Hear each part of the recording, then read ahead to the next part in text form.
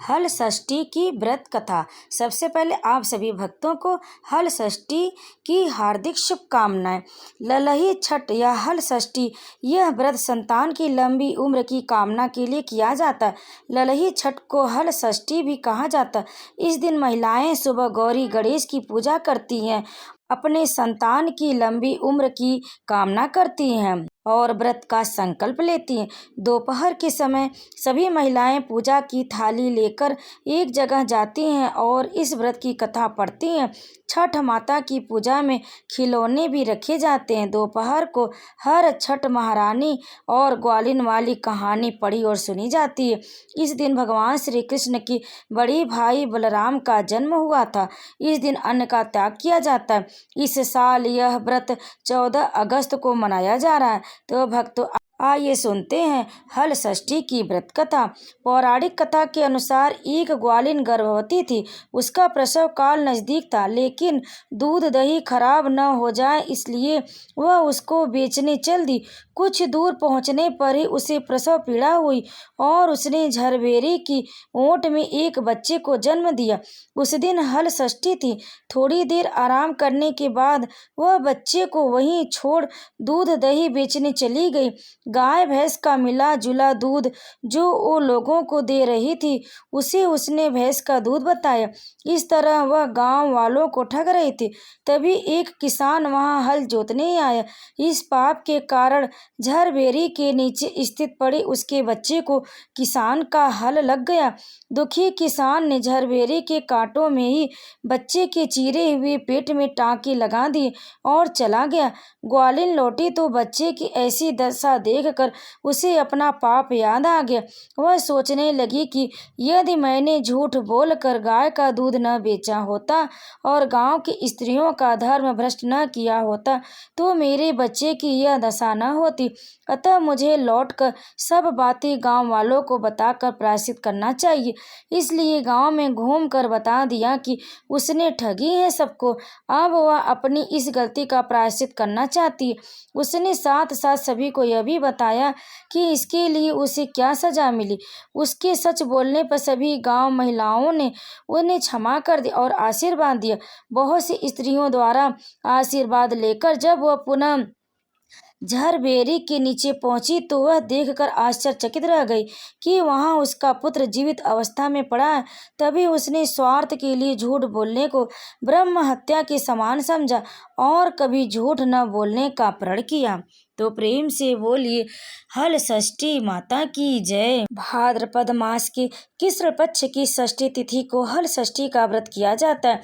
इस दिन भगवान कृष्ण के बड़े भाई बलराम जी का जन्म हुआ था। इसके ठीक 2 दिन कृष्ण जन्माष्टमी का व्रत किया जाता है।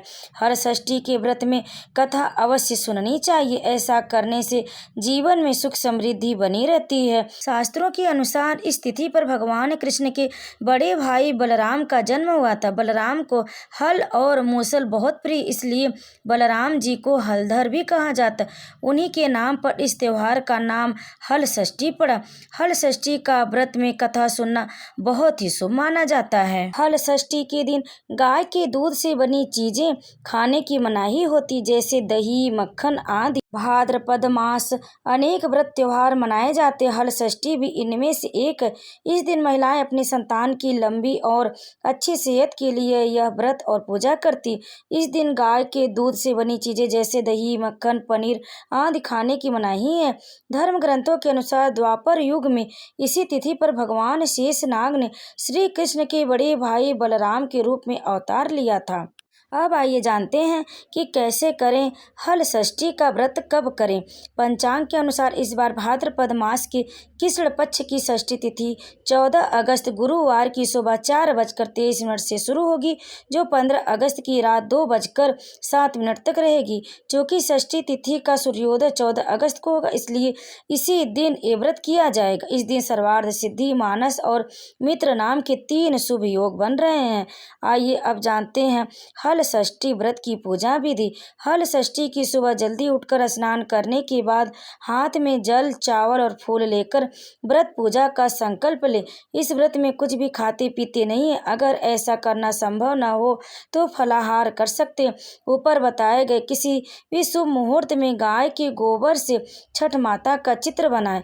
छठ माता की पूजा से पहले भगवान श्री गणेश और माता पार्वती की पूजा करें।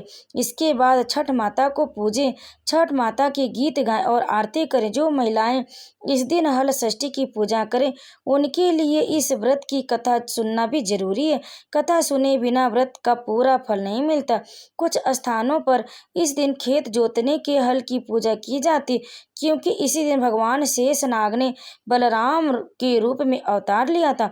भगवान बलराम का मुख्य शस्त्र हल ही था।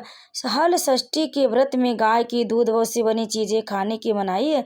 साथ ही इस व्रत में बिना हल चले धरती का अन्न व साग भाजी खाने का विशेष महत्व, जैसे मोर, धन, आलू आदि। फिर व्रत संकल्प लेने के बाद एक साफ दीवार में भैंस का गोबर लेकर लीप ले। इसके ऊपर छठी माता का चित्र बना ले।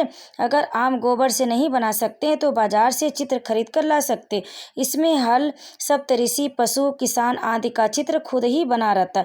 फिर एक चौकी में एक कलश रख ले और गणेश जी के साथ माता पार्वती की तस्वीर स्थापित करके विधिवत पूजा कर। इसके बाद एक मिट्टी के कुल्हड़ में ज्वार की धानी और महुआ भर ले। इसके बाद छठ माता की विधिवत पूजा करें। फूल, माला, सिंदूर, हल्दी से रंगा हुआ वस्त्र, आभूषण आदि चढ़ाने के बाद 7 प्रकार का अनाज, गेहूं, मक्का, जौ, अरहर, मूंग और धान चढ़ाएं। इसके साथ ही भैंस की दूध से बना मक्खन से हवन करें। फिर घी का दीपक और धूप जलाकर छठ माता की कथा और माँ पार्वती की आरती कर ले।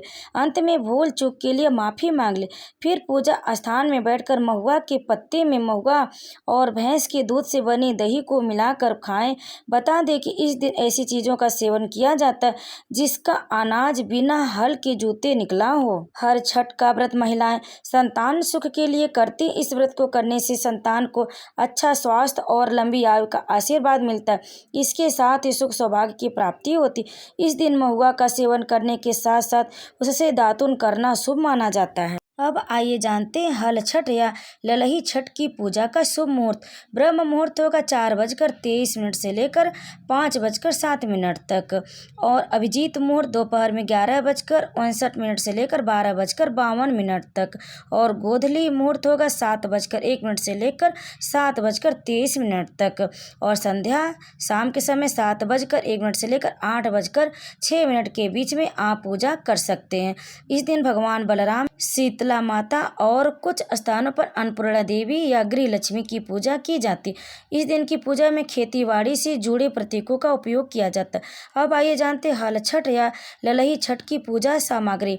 भैंस का दूध, घी, दही, एपड़, गोबर, महुआ, फल, फूल और पत्ती, ज्वार के बीज, छोटे मिट्टी के कुल्हड़, प्याले, धान का लाजा, हल्दी, नए कपड़े, जनेऊ और कुश, देवली, छेवली, लाल चंदन, मिट्टी का दीपक, 7 प्रकार के अनाज, चना, जौ, गेहूं, धान, अरहर, मक्का और मूंग, तालाब में उगाए गए चावल, भुने हुए चने, घी से भुना हुआ महुआ।